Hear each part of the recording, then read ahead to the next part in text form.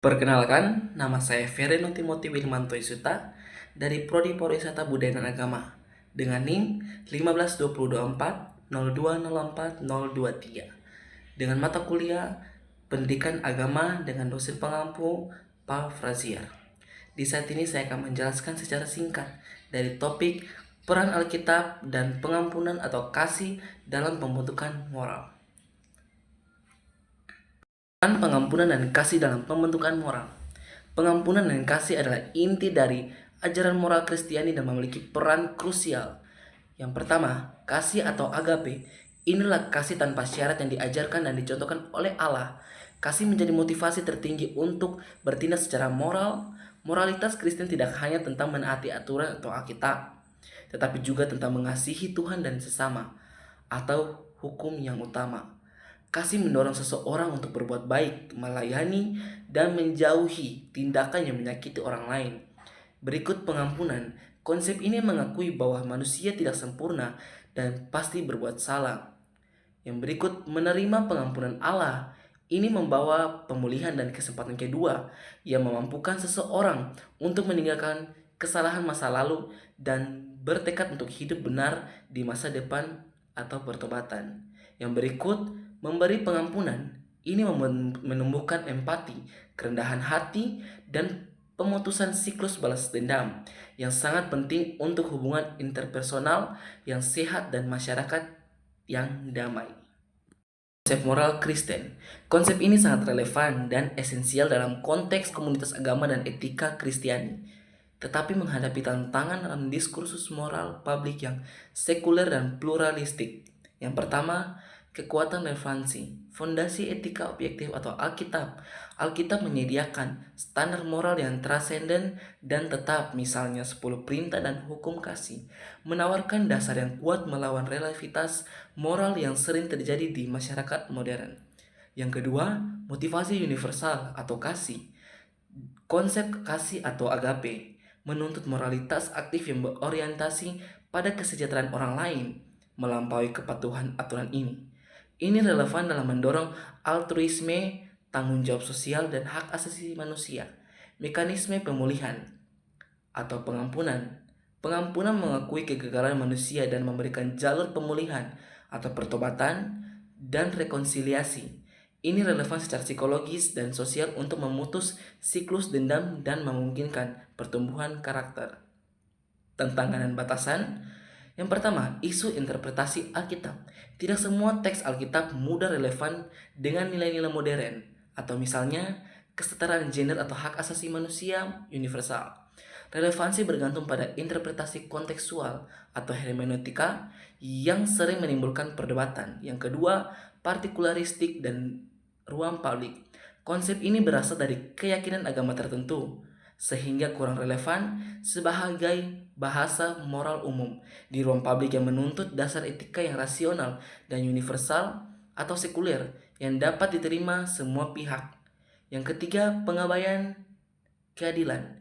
Penekanan yang salah pada pengampunan berpotensi mengabaikan tuntutan keadilan, akuntabilitas, dan reparasi atau perbaikan kerugian, dan terutama bagi korban pengampunan harus seimbang dengan konseksual, hukum, dan sosial.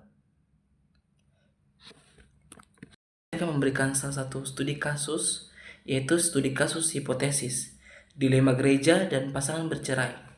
Konteks kasusnya adalah sebuah gereja lokal memiliki aturan moral yang sangat ketat. Sebagian besar didasarkan pada penafsiran Alkitabiah tertentu yang menyatakan bahwa perceraian atau kecuali karena perzinahan adalah dosa dan bahwa orang yang bercerai tidak boleh memegang posisi pelayanan atau kepemimpinan dalam gereja.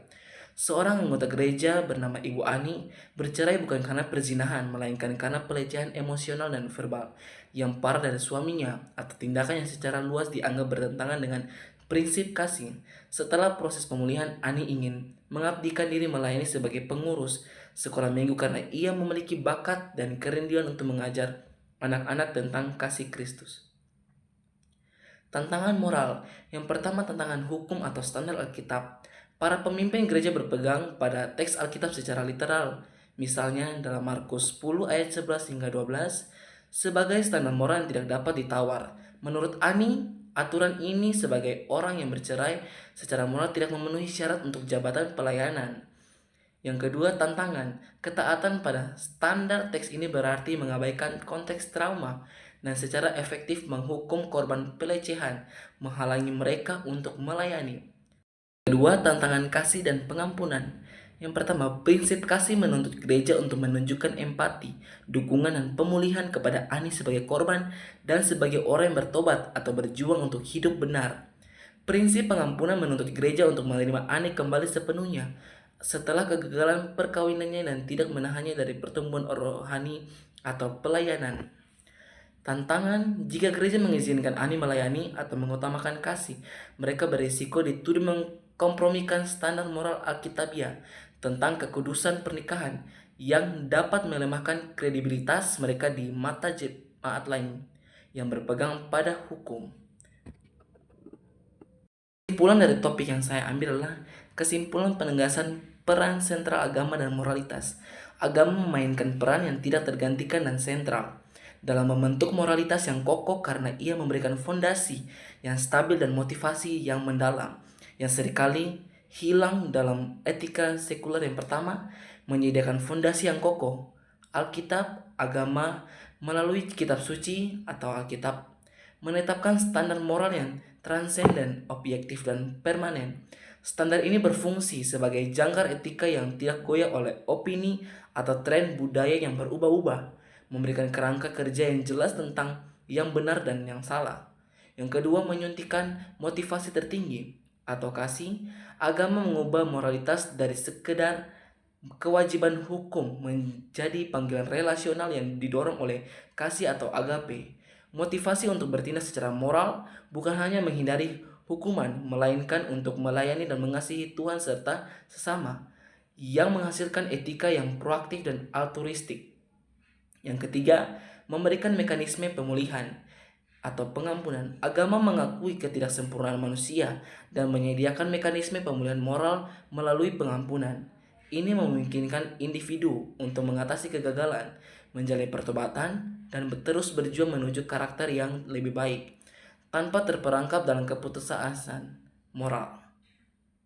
Dengan demikian, agama menawarkan paket lengkap. Ia memberitahu kita apa yang benar atau yang melalui hukum, mengapa kita harus melakukannya, atau melalui kasih, dan bagaimana kita bisa bangkit kembali ketika gagal, atau melalui pengampunan. Kombinasi inilah yang menjadikan peran agama sentral dalam menghasilkan moralitas yang tidak hanya patuh, tetapi juga berjiwa, dalam, dan resilient. Sekian dari saya, terima kasih.